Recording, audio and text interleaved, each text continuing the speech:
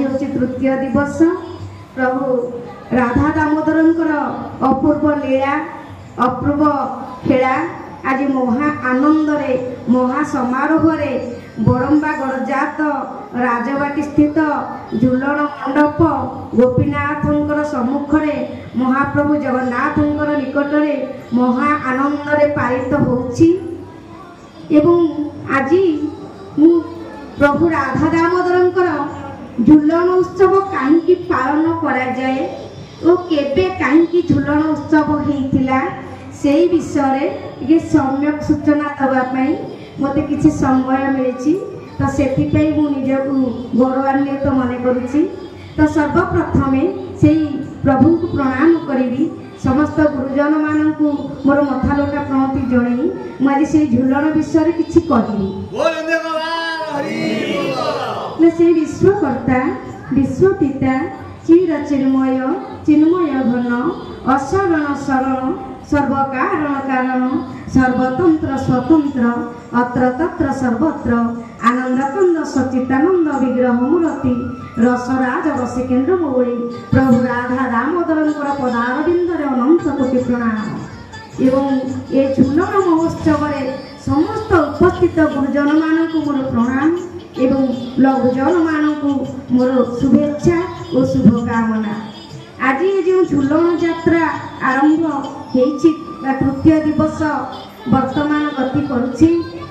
प्रकृत में कहवाक गले पद्मपुराण अनुसार आमर झुलन यात्रा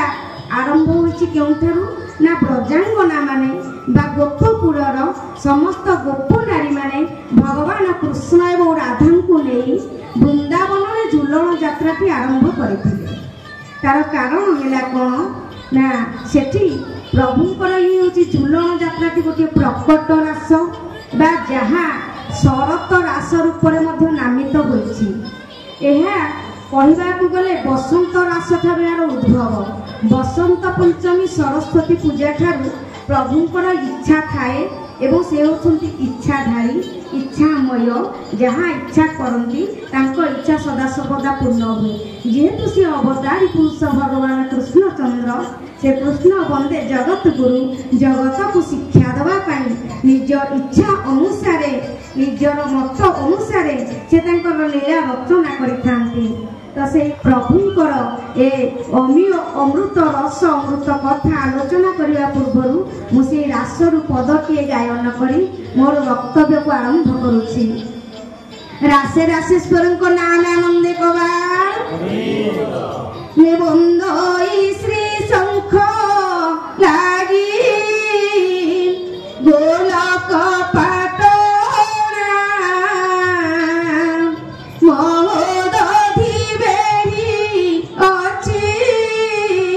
कल्पवट सीमा चारि पाशे चारि मठ मधरे त्रिकूट अविनाशी ब्रह्म जही कैवल्यर हाट नीलचक्र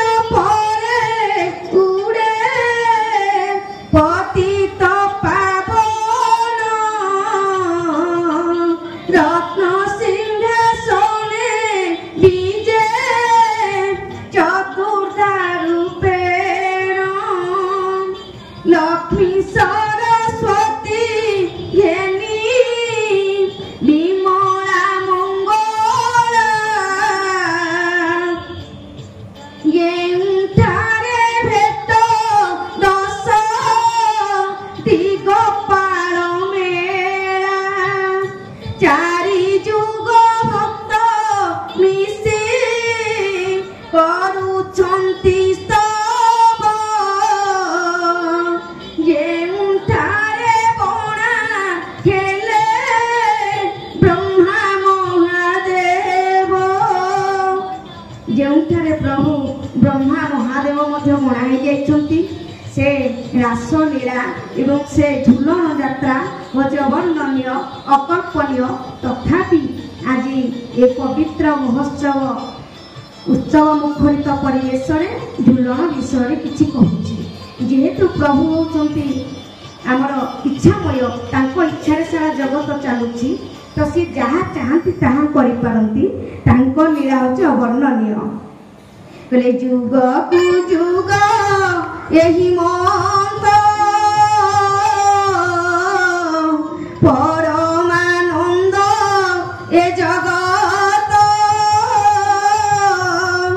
जुग को जुग को जेमिति गाथा गथा कीर्ति रही से लीला प्रभु कर एवं तांकर मन जिते बड़े जहाँ चाहे से सैया करती तो तांको मन दिने भाभी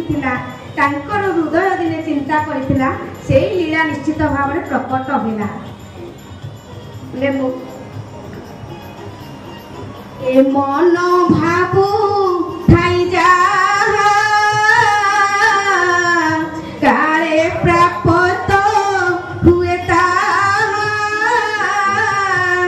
प्रभुकर मन जहाँ थिला दिने से प्राप्त है वृंदावन में दिने राशेश्वरी श्री राधा विरह यातना तो सही न पारी अति कष्ट जंत्रणादायक जीवन काटुले यही समय आज सर्व सखी मैंने चिंता कले जहाँ आम से प्रभु कृष्णचंद्र को झुरी झुरी विरहिणी राधा केते जे कष्ट पाउछंती ए कष्ट ए दुख आ सही हेउना यही चिंता करी आज सखी मैंने चिंता कले तांकर अति प्रिय सखी होचंती वृंदा ये वृंदा कहले सखी तुम्हें से नंद सुत कृष्ण को सीना चिंता करुछ किंतु से कृष्ण तुमर केमिति निकटस्थ हेबे एवं केमिति वृंदावन रे आसी पहुँचबे सेही चिंता बा सेही वार्ता सेही कथा मु तुमको कहबी से आसिकी पहुँचले तुम्हें निश्चित भाव में तुम अतृप्त आत्मा को तृप्त करिवो जुग जुग पई तार कथा कथा गाथा कीर्ति रहिबो यही परिप्रेक्षी में आज वृंदा कौन कहते से वृंदावन विषय आज्ञा कहते से वृंदावन सृष्टिटा केमिति हिला एवं से वृंदावन रे कहीं प्रभु इच्छा कले जे एइठारे मु झुलन यात्रा करी बा समस्त गोपांगना मान सहित मु रास रसरे मातिबी तेणु अच्युतानंद दास निर्माण मठ महंत गोटे पद कहते वृंदा रासरे कहले पूर्वे दधीची नामे महाऋषि तपसाधी थिले से स्थाने बसी 18 लक्ष वर्षर जान सुदया कले प्रभु नारायण सखी गो आसी मिलिले हरि सखी गो देखी महर्षि जे देखी महर्षि नमस्कार करी सखी गो आसी मिलिले हरि सखी गो वास्तव में वृंदावन सृष्टि केमिति हिला ना दधीची महाऋषि आज महानंद 18 लक्ष वर्ष आज्ञा तप साधन करते से तप साधन करने समय प्रभु श्री हरि नारायण महाविष्णुकर दया है प्रभु आसी दर्शन देले दधीची भक्तिपूत भाव में प्रणाम कले एवं हृदय रूपक आसन में बसाई निजर भाव प्रदान कले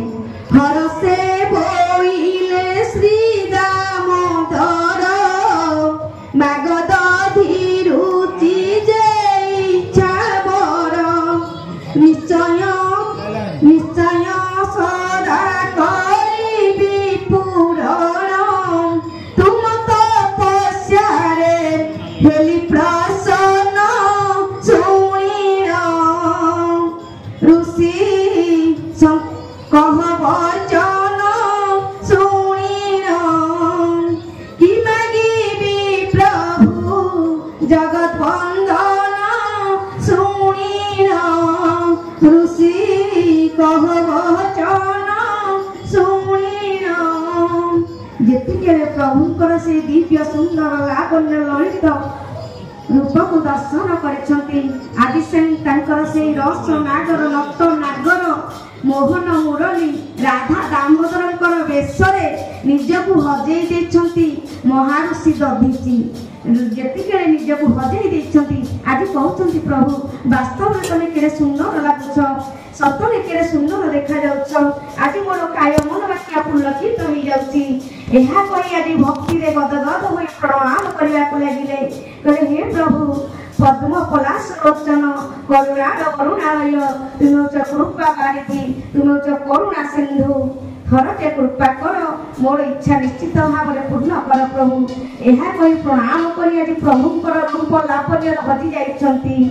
ଜୟ ଚନ୍ଦନ ଚର୍ଚିତ ନୀଳକଳେବର ପୀତ ବସନ ବନମାଳୀ ଜୟ ଚନ୍ଦନ ଚର୍ଚିତ ନୀଳକଳେବର ପୀତ ବସନ বনমালী কেলি চরণ মণি কুণ্ডলে মণ্ডিত কেলি চরণ মণি কুণ্ডলে মণ্ডিত গণ্ড যুগর স্মিত সারি হরি গণ্ড যুগর স্মিত সারি আজ সে পীত বসন বনমালী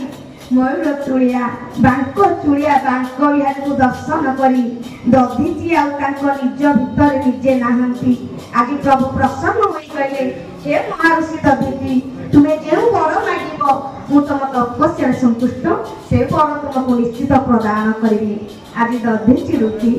ହସ୍ତକୁ ଯୋଡ଼ି ଦେଇ କହିଲେ ପ୍ରଭୁ ମୁଁ କି ବର ମାଗିବି ତାହେଲେ ମୋ ବର ମାଗିବା କଥାଟି ଶୁଣନ୍ତୁ। ଏତିକି ଲାଗୁଛି ହେ ନାରାୟଣ ମୋର ଅଙ୍ଗେ ଲାଗୁ ତବ ଚରଣ ରଙ୍ଗା ଚରଣରେ ନୃତ୍ୟ ରଚିବ ଯେବେ ମୋ ହୃଦୟ ପ୍ରତିଷ୍ଠା ହେବ ପ୍ରଭୁ ହେ ଶୁଣି ଭକ୍ତି ଭରିବ ପ୍ରଭୁ ହେ ମନସ୍କାମନା ମୋ ପୂରଣ ହେବ ପ୍ରଭୁ ହେ ମୋର ଭକ୍ତି ଭରିବ ପ୍ରଭୁ ହେ। ଆଜି ଏତିକି ମାଗୁଣି କରି ମହାଋଷି ଦଧିଚି କହିଲେ ହେ ପ୍ରଭୁ ଯଦି ତୁମେ ବର ଦେବାକୁ ଚାହୁଁଛ ତାହେଲେ ମୋର ଏତିକି ଇଚ୍ଛା ପୂରଣ କର ତୁମର ରଙ୍ଗା ଚରଣ ମୋର ଏଇ ଶରୀରରେ ଯେତିକିବେଳେ ନୃତ୍ୟ ରଚନା କରିବ ସେତିକିବେଳେ ମୋ ଶରୀର ପ୍ରତିଷ୍ଠା ହେବ ସେତିକି ବେଳେ ପ୍ରତିଷ୍ଠା ହେଲେ ମୁଁ ଜାଣିବି ମୋ ଜୀବନ ଧନ୍ୟ ହେଇଗଲା। ପ୍ରଭୁ ତଥାସ୍ତୁ କରି ଅନ୍ତର୍ଧ୍ୟାନ ହେଇଗଲେ। କିଛି ଦିନ ପରେ ଦଧିଚି ଋଷିଙ୍କର ଦେହାନ୍ତ ହେଲା। ଦେହାନ୍ତ ହେଲା ପରେ ପ୍ରଭୁ କଥା ଦେଇଗଲେ ଦ୍ୱାପର ଯୁଗରେ ଏ କଥା ନିଶ୍ଚିତ ସମ୍ଭବ ହବ। ତେଣୁ ସେ ଦ୍ୱାପର ଯୁଗରେ ବୃନ୍ଦାବନର ସୃଷ୍ଟି ହେଲା। କେମିତି ସୃଷ୍ଟି ହେଇଛି ନା ଦ୍ୱାପର ଯୁଗରେ ହେବି ମୁଁ ଜାତ ତୋ ଅଙ୍ଗରେ ନିଶ୍ଚୟ କରିବି ନୃତ୍ୟ ଏତେ କହି ପ୍ରଭୁ ହେଲେ ଅନ୍ତର୍ଧ୍ୟାନ। କିଛି ଦିନେ ଋଷି ତେଜିଲେ ପ୍ରାଣ ସଖୀ ଗୋ ବ୍ରହ୍ମା ଜାଣି ନଥିଲେ ସଖୀ ଗୋ ବ୍ରହ୍ମା ଜାଣି ନଥିଲେ ସଖୀ ଗୋ ସେ ଅସ୍ଥିର ଦେଶ ମନ ହୋଇଲେ ସଖୀ ଗୋ ବ୍ରହ୍ମା ଜାଣି ନଥିଲେ ସଖୀ ଗୋ। ଯେତେବେଳେ ଆଜି ପ୍ରଭୁ ବର ଦେଇ ଚାଲିଗଲେ ଏ କଥା ବ୍ରହ୍ମା ଜାଣିଥିଲେ। ବ୍ରହ୍ମା ଜାଣିଲା ପରେ ପରବର୍ତ୍ତୀ ସମୟରେ ଦ୍ୱାପର ଯୁଗରେ ସେଇ ଦଧିଚି ଋଷିଙ୍କର ଶରୀର ତ୍ୟାଗ ହୋଇଥିଲା ଯେଉଁ ସ୍ଥାନରେ ସେଇ ସ୍ଥାନଟି ହେଲା ବୃନ୍ଦାବନ ଏବଂ ସେଇ ବୃନ୍ଦାବନରେ ପ୍ରଭୁ ତାଙ୍କର ଶ୍ରୀରଙ୍ଗା ଚରଣରେ ନୃତ୍ୟ ରଚନା କରିବେ ବୋଲି କଥା ଦେଇଥିଲେ। ଏହି ପରିପ୍ରେକ୍ଷୀରେ କେମିତି ସେ ବୃନ୍ଦାବନରେ ସେ ନୃତ୍ୟ ରଚନା କରିଥିଲେ ନା ଆତ୍ମାକୁ ଆତ୍ମା ଯେବେ ସ୍ମରେ ପରମାନନ୍ଦରେ ବିହରେ। ଯେତେବେଳେ ପ୍ରଭୁଙ୍କୁ ଚିନ୍ତା କରି ରାଧା ଆହ୍ଲାଦିନୀ ଶକ୍ତିର ପ୍ରତୀକ ଆଜ୍ଞା ଆଜି ନିଜକୁ କେତେ ଧୀର କରିଦେଇଛନ୍ତି ଏ କଥା ପ୍ରଭୁ ଅନ୍ତର୍ଯାମୀ ନାରାୟଣ ଆଉ ସହିପାରିଲେନି। କାହିଁକି ନା ସେ ତ ହେଉଛନ୍ତି ଅନ୍ତର୍ଯାମୀ ଭକ୍ତବତ୍ସଳ ସମସ୍ତଙ୍କ କଥା ଜାଣିପାରନ୍ତି। ତେଣୁକରି ସେ ଆହ୍ଲାଦିନୀ ରୂପିଣୀ ଭକ୍ତିମୟୀ ରାଧାଙ୍କର କଥାକୁ ଚିନ୍ତା କରି ସେ ଚିନ୍ତା କଲେ ମୋ ଲୀଳା ପ୍ରକଟ କରିବି ଏବଂ ସେଇ ଲୀଳା ପ୍ରକଟ କରିବା ପାଇଁ ରାଧାଙ୍କର ବିକଳ ସହି ନ ପାରି ପ୍ରଭୁ ବୃନ୍ଦାବନକୁ ଗଲେ। ବୃନ୍ଦାବନେ କେବଳି ଶିବ ଯାଇଲା ବୃନ୍ଦାବନେ କେବଳି ଶିବ ଯାଇଲା ଏକା ରାଧା ରାଧା ନାମ ରାଇଲା ବୃନ୍ଦା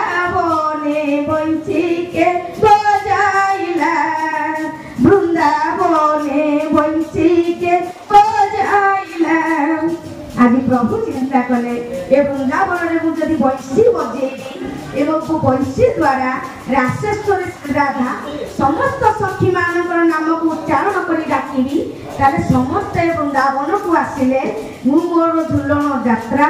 एवं ए वृंदावन रे नृत्य रस लीला प्रकट करी एवं सेठारे भाव विनोदिया ठाकुर भक्तर तो अधीन आज्ञा भक्त पाई से सब किछि करि पारंती तेणुक से वृंदावन रे बंशी बजेइले भाव विनोदिया ठाकुर भक्त वचन हरि भक्तक पाई करे बर दश मूर्ति धारी भक्तक पाई करे बर दश मूर्ति धारी भक्तक पाई करे बर दश मूर्ति धारी से तो भाव विनोदिया ठाकुर भक्त पाई अवतार ग्रहण करती लीला प्रकट करने आज आधारी शक्ति को प्रवाहित करने जनजगत निजर कीर्ति विस्तार करने जुग जुग भक्त मान को प्रभावित करने चिंता कले बंशी समस्त सखी मान नाम को उच्चारण कर डाकिबा द्वारा आज समस्ते एकत्रित होगा जाउछंती एही परिप्रेक्षी रे हमर वृंदा होछंती कोन ना सर्व ज्ञान अधिकारी वृंदा कहिले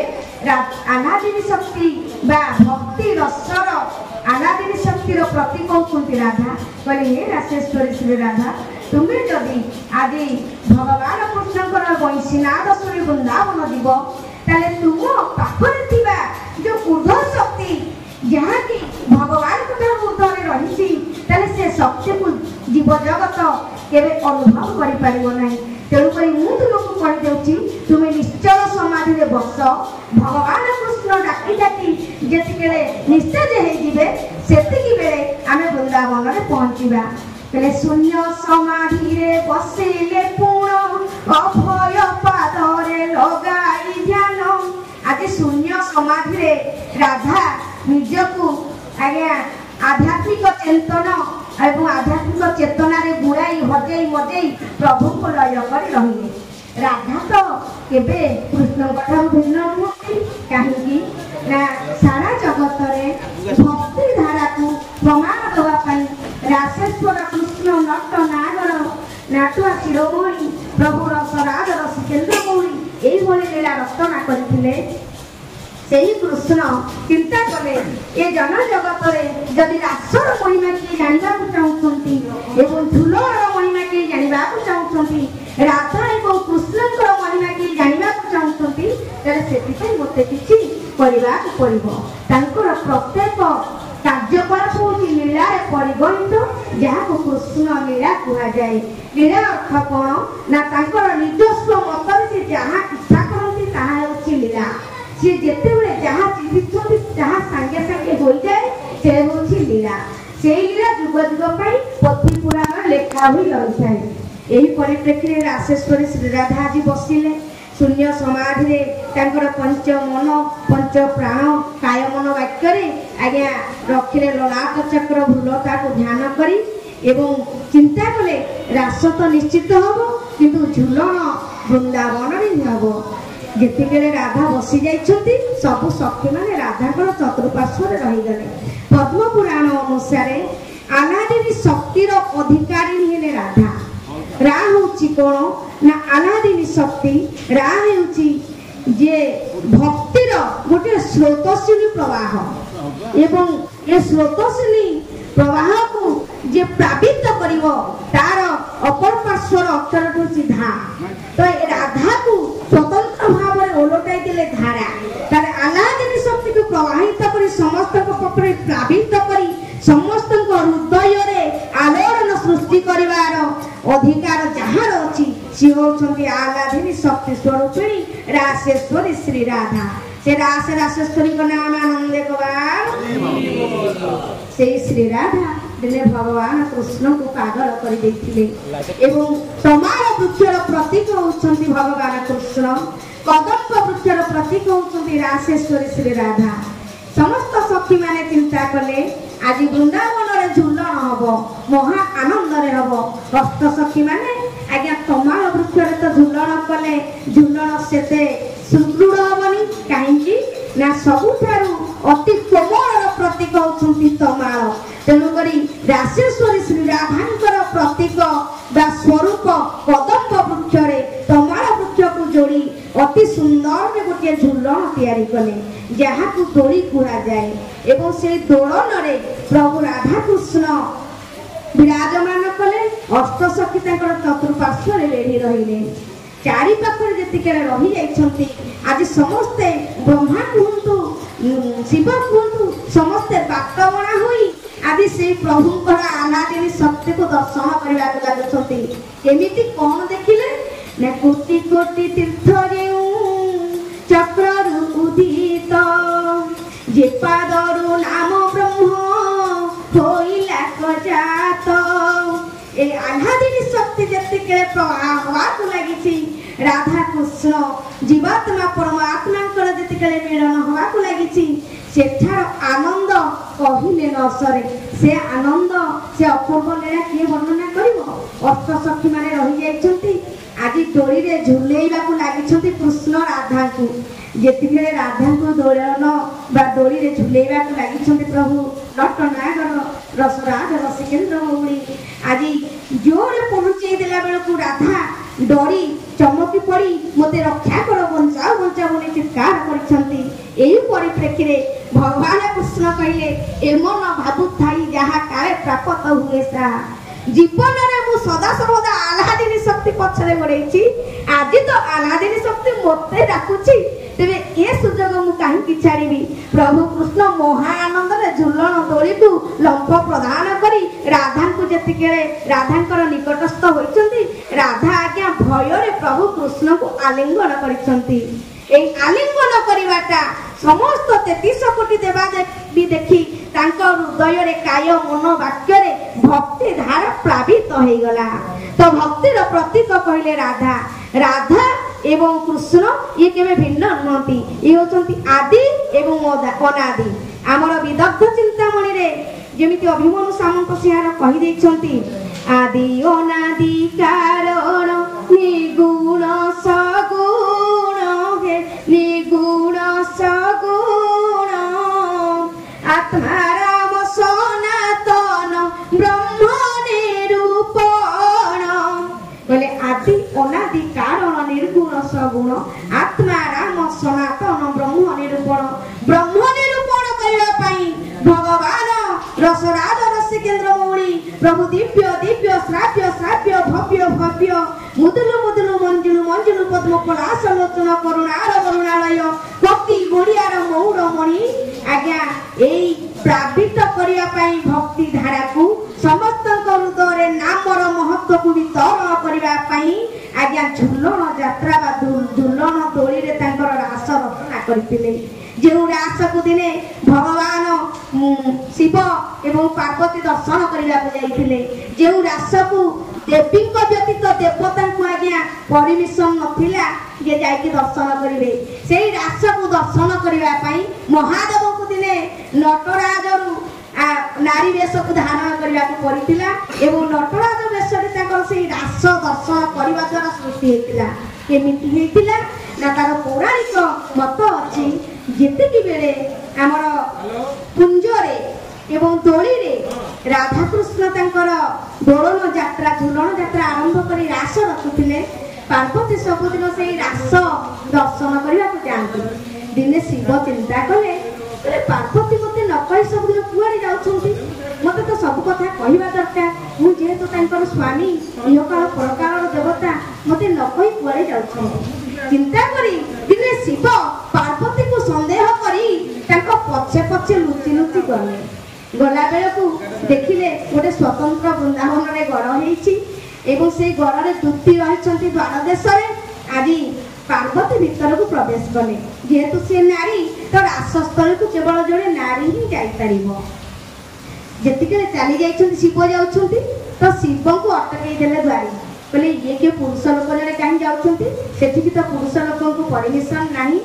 ताले जाउछंती केमिति ताको अटकई देला परे पार्वती के पछ को बुली की चाहि देले देखिले कोन मो स्वामी तो आछंती पछ को चाहिले स्वामी को जेहेतु अटकौछंती स्त्री हिसाब रे से आसिले जे मो स्वामी को अटकाउछंती माने मोर किसी कर्तव्य अछि एहा कहि पछाकु फेरी आसिले ताको स्वामी कहले तुमे परे आसिलो ना तमे कुआरे जाउछो मते न कहि मु दर्शन करबा को तम पछे पछे लुचि आसी छी ना लुचि आसी छ तुमको तो केबे भी भीतर को जीवा पई कहिदेनी तुमे गोटे काम कर तुमे जति जीव मु गोटे उपाय कहि देबी से उपाय कोन ना तुमको नारी वेश धारण करबा को पड़िबो तो भगवान महादेव देवाधिदेव आज्ञा नारी वेश धारण कले जो श्मशानवासी मृत्युंजय महापुरुष जहांकर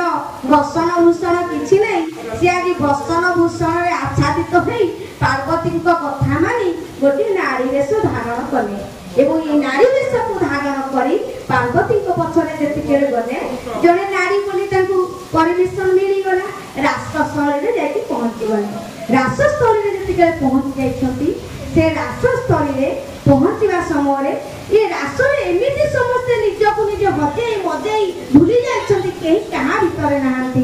केमिति ना जेमिति कृष्ण बंदे जगत गुरुमय एवं गुरु होछंती जगत सेमिति सारा संसार आज्ञा भगवान परम ब्रह्ममय दृश्यमान होछंती एही परिप्रेक्षी रे आउ महादेव सही पाटले नाचिबाकू लागिले जेतिकी बेले नाचिबाकू लागिछंती एमिति नामरे से भंगजी जाइछंती आउ से महादेवकर असली वेशटा कोन धरा पड़ जाइछि एमिति